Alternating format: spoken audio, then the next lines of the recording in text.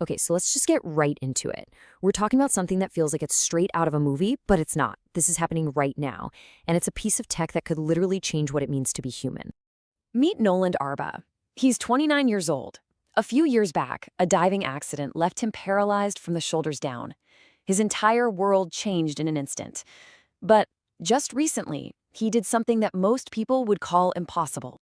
He played a video game, Civilization 6, for 8 hours straight.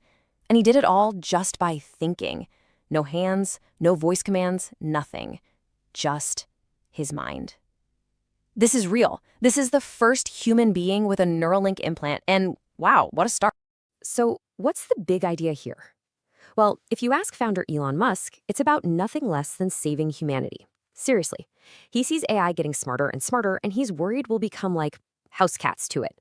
His solution? We have to upgrade ourselves. We have to merge with the AI to keep up. And this is how it works. The device itself is wild. Think of it like a Fitbit for your skull. It's a tiny chip that a robot surgeon implants in your brain. From there, it reads the signals your neurons are firing and translates them into commands a computer can understand. The possibilities are just endless. But this is where everyone gets divided. For some, this is just the next step in our evolution. It's what we're supposed to do. But for others, they see this as opening Pandora's box, a world where your own thoughts aren't yours anymore, where free will could literally be a thing of the past. Okay, look, let's not get it twisted. Helping a man who's paralyzed play a video game, move a cursor, interact with the world, that's incredible. It's a true medical miracle. You can't argue with that.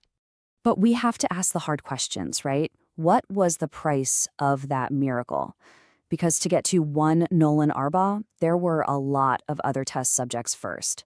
Subjects that couldn't exactly raise their hand and say no. According to some pretty serious reports, around 1,500 animals died during Neuralink's testing phase. 1,500. That's the brutal hidden cost of developing a piece of hardware that you literally drill into the most sensitive organ in the body. And when you dig into the details, it gets really grim. We're talking about reports of monkeys suffering from brain hemorrhages, paralysis, infections that just wouldn't go away. This isn't like updating an app on your phone. This is invasive, risky surgery. So let's make this personal for a second. Your phone glitches, your computer crashes. We all know that feeling. It's annoying, but whatever. Now imagine that blue screen of death, but it's happening inside your consciousness. What does that even feel like? And think about this. A private company has a direct connection to your brain. What happens when that company goes bankrupt? Do they just switch it off? Or worse, what if they decide your thoughts are prime real estate for advertisements? Want to keep thinking? You got to watch this ad first. This is the ultimate nightmare scenario, right? Governments won't need to spy on your emails or your texts anymore. Why would they? They could just read your mind. They could know your intentions before you even act on them. The idea of a thought crime suddenly becomes very, very real. Okay, I hear you. The counterargument is obvious, but it helps people see. It helps people walk. And yes, absolutely, the medical breakthroughs are the whole selling point, and that's exactly why it's so dangerous. This technology isn't going to be forced on us. It's going to be welcomed with open arms. It's the perfect Trojan horse. Here's how it'll happen. First, it's a cure, a miracle for people with devastating injuries. Then, it becomes an enhancement, an optional upgrade for the rich. You want to have perfect memory? Instant fluency in any language? There's a chip for that. And finally, it becomes a requirement. How are you going to compete for a job against someone who can download new skills directly into their brain? You can't. And just like that, you've created a new form of human division, not based on money or where you were born, but on your biology. You'll have the enhanced, who are faster, smarter, and always online. And then you'll have the naturals, the ones left behind, slow, obsolete, a permanent human underclass. That all sounds pretty dark, I know. But what if we're just scared because it's new? What if this isn't some terrifying leap into the unknown? I mean, think about it. You're probably watching this on a smartphone. That little device holds your memories, your conversations. It guides you through the world. You are already a cyborg.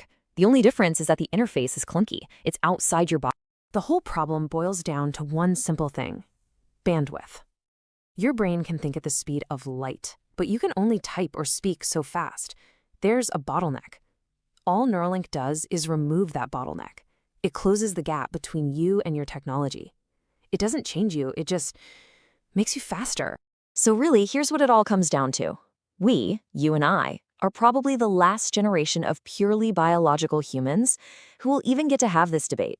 Humanity is standing at a crossroads. So the question for you is, do you merge with the machine and become something more? Or do you stay behind and risk becoming obsolete? Because this isn't really a question of if anymore. It's a question of when. And once this door is open, concepts like privacy will feel like ancient history.